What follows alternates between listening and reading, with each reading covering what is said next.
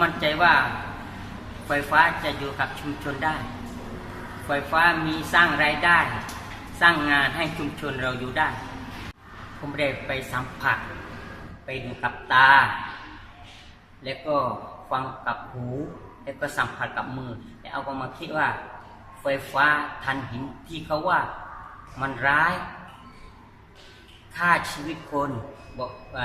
แล้วก็รถไม่มีสัตว์ตายหมดนั้นไม่ใช่ผมไปดูแล้วมันไม่ใช่ที่เขาพูดกันมันดีกว่านั้นเป็นร้อยเท่าแต่ว่าคนเราอย่าวางความข้างเดียวเราต้องมาดูเองมันสัมผัสเองถึงเราจะรู้ว่ามันดีจริงๆถึงนายกรัฐมนตรีคนปัจจุบันให้อนุมัติโครงการนี้โครงการไฟฟ้าถ่านหินของอำเภอเทพาสร้างงานสร้างรายได้ให้ชุมชนของเรา